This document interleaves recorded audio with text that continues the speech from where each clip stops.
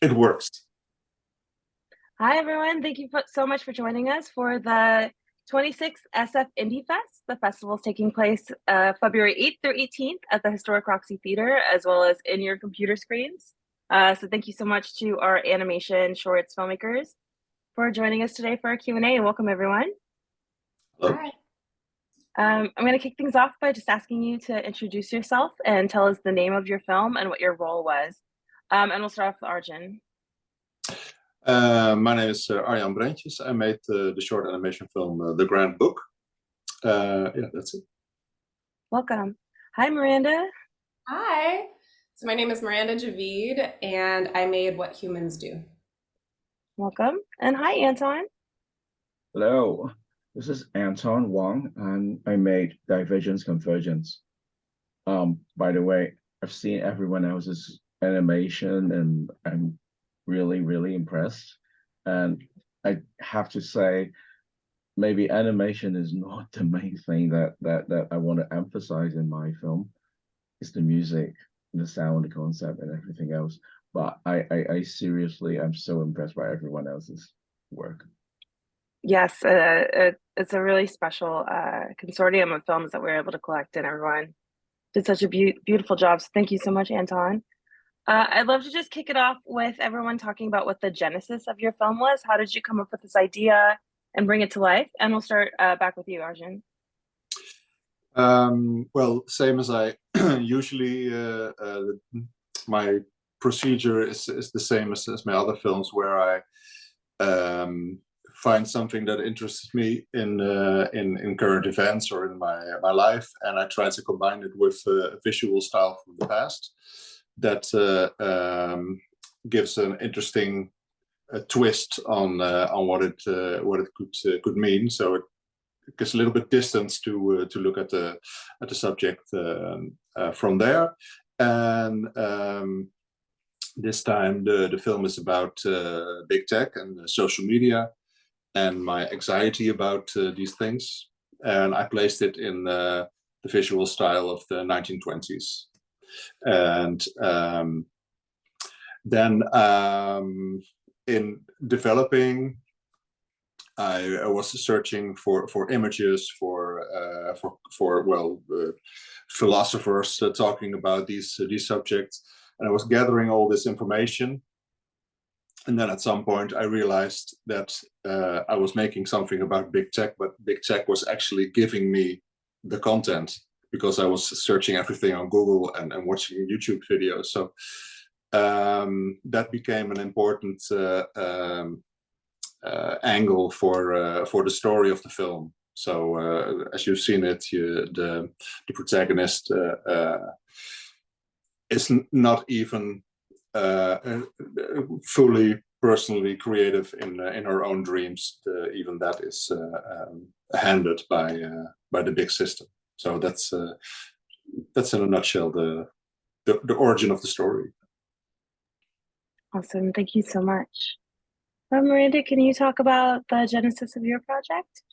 Yes. I've been kind of just fascinated with Paleolithic and Neolithic artifacts the past couple of years. And I think the reason I was drawn to those objects is because I've, in especially the past few years, living through a pandemic and many other kind of geopolitical crises, I feel confused about what humans are doing, and I feel complicated about it in my own life and practice. Kind of the human desire to extract resources or to sort of claim objects and parts of the earth as their own.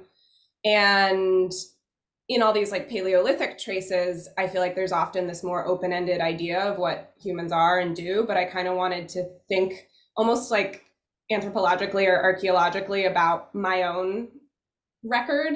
So that's why What Humans Do is titled in this very general way, but the narrative, if there is one, it's fairly experimental, is first person. So it's kind of like me trying to think about what trace I would leave behind if I was like leaving objects for people thousands of years from now. Well, that's lovely. Thank you so much. And Anton, can you speak about the genesis of your project? Yeah. Okay. I was not a filmmaker in the beginning, but I've always kind of wanted to express myself with pictures. I've always been a musician for the past maybe 20, 30 plus years. And what I do find out, a couple of things is that, expressing yourself with music and sound, it's always been my medium. And then, sort of, the ability to sort of put more pictures to the sound, and then actually realizing that the pictures tell much more than the sound can, even with lyrics and words and so on, kind of sort of open a new page for me, in my kind of long life. And I think, just learning sort of what could be and what could have done. And then always realizing that, the sound is actually more important. I hear a lot of video makers saying, you have to have good sound, blah, blah, blah. The sound turns out to be the more important sort of element of the film. Sometimes, you could have really great artwork, and then if the sound doesn't work well, you don't have a good film. So I spent a lot of time doing this, and then with respect to the concept of what I'm doing, I started the idea of making a whole series. So Divergence Convergence is really just the first episode, if you may, of a whole series. What I'm trying to explore is that, I try to ask people, friends from all over the world. Now, the first particular episode is from a friend who lives in Tel Aviv. Actually, ever since making this, right, we all know a lot have happened in the world, and she, in fact, had moved out of Tel Aviv and back into Tel Aviv.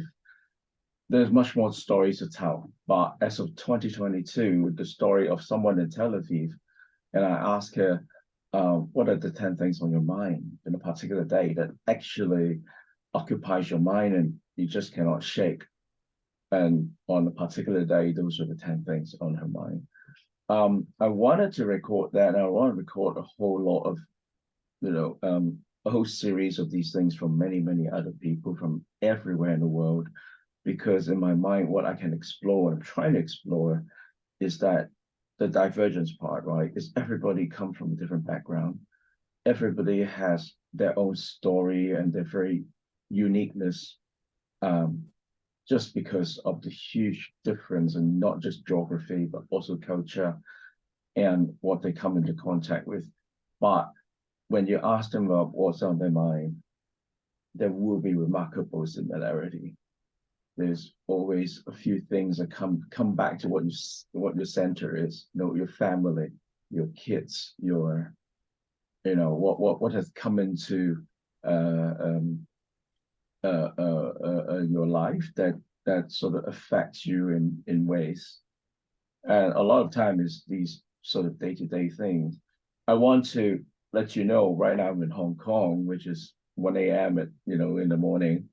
So, hey, I'm right now not in my, my best mental state, but, but to be with you guys, hopefully you guys are, daytime. There's some commonality in what we're all doing, but there's also a huge difference from where we all come from. That's sort of, the quote unquote genesis of what I'm trying to explore. Lovely, thank you so much. One of the things that I love so much about animation is there's so many different ways to approach the way that you bring it to be. So many different styles of animation and forms of expression. And I would love to talk about your visual approach to your films. Arjun, we'll come back over to you. How did you settle on this kind of animation style? What was that process like for you? Well, the general style and the technique is a sort of continuation of things I've been trying out for a few films now, which is trying to find a unique style for somewhere between 2D and 3D animation. So I use the benefit of 3D animation, where you can work a lot faster than if you have to actually draw every frame. So I use techniques to make the 3D look like a drawing a bit. And then combine it with actual drawings. So that's the technical part of it, and the style of the design of the buildings and the clothes and things like that.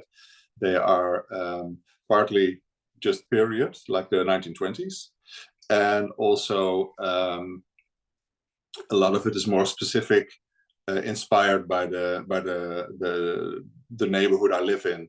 I live in Amsterdam, and there's a lot of, well, not just in Amsterdam, but in a lot of big cities in the Netherlands. There was a style back then. It's called the Amsterdam School. It was very specific architecture that I used a lot as an inspiration for the buildings.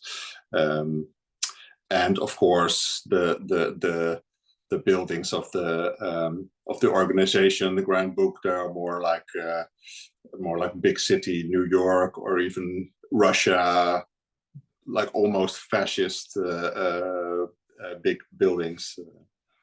And it's the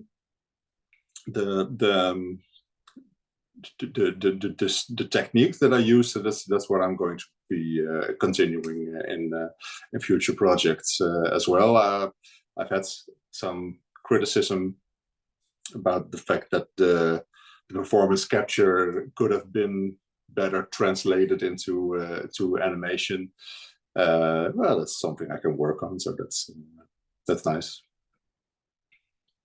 Well, thank you so much. I think it's really cool. Like, the visual structure of the way that you put together your images is so fascinating and gorgeous. So thank you so much for sharing that. Thank you. Miranda, can we talk about your visual approach? Like, how did you come up with this style and kind of settle on that? Because I found it to be so incredibly emotive and personal. I think there's something about the way that you construct the image and have it kind of live within the frame is really, really captivating. Well, thank you. Yeah, I hope that. So that's nice to hear. I'm someone who, I think all of my films tend to look different. I'm sure there are through lines, but I tend to think of the style as supporting what the film is trying to be. So I move between different things as necessary. And for this one, again, thinking of this like idea of a trace left behind by a human or my own humanity, I increasingly realized that some of the ways that I've animated in the past with like harder materials like graphite have kind of convinced my body while animating to be tighter and more detailed and refined, which is cool in certain contexts. But for this, I wanted the gestural to be a part of it. And I wanted to see if there could be almost this like performance piece element where in the actual animation and production, I was working towards being looser and freer and, hopefully kinder and gentler in the process, even though I think that's obviously complicated. So the style came out of that need, trying to think, okay, how can I animate in a way that's speedy enough that it can kind of encapsulate loosening up in the body. I animated standing mostly, which is not something that's necessarily available to everyone, but that for this particular project really helped me because I could like move in a different way. So much of the animation I've done in the past has been very desk bound and very much like me fighting being hunched over and like injuring my arm. And I think the brush and ink is also a big part of that.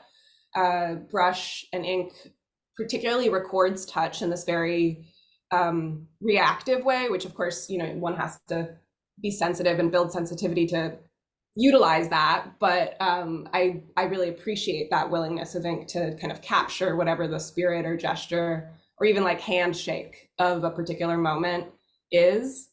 And then finally, I think this is like a deeply, deeply imperfect pursuit. So I'm not trying to get on a soapbox here, but I am thinking a little bit about biodegradability in the work. And I think about how long I want the artifacts of this film to exist in the future. And so I was trying to use paper that was as thin as possible. And then the ink I was using is Sumi ink, which is made of ash. And so I think it's more complicated than that because a lot of industrial paper still is like a little complicated in how it's produced. But basically I was trying to think of ways of animating that used materials that I felt like upheld some of my personal ethics. And, you know, in this modern world, it's like, I feel very impossible to do a good job of that, but I was trying to think about it in the way that I animated. That's so cool. And it like also really ties into just the themes of your film, just from your personal ethos of like what the footprint is that you leave behind. That's lovely. Thank you so much. Anton, I would love to talk about your use of mixed media and your visual style. I think obviously when you talk about your musical background and the fact that this is a collaboration, I think it makes the way that you draw in so many different forms of creating imagery into this project. Can you speak to that? I almost feel ashamed after watching Arjun's and Miranda's film, and to even talk about the technique, the artwork, and any of that. To be honest, I focused from the very beginning on storytelling. That's why mine is really just 2 minutes and 57 second long. Because I don't know, I'm very, very conscious of not boring the audience and so on. So I'm like, okay, if I have a story to tell it quickly. But with respect to the mixed media, most of the drawing were made by my daughter, who at the time was 11.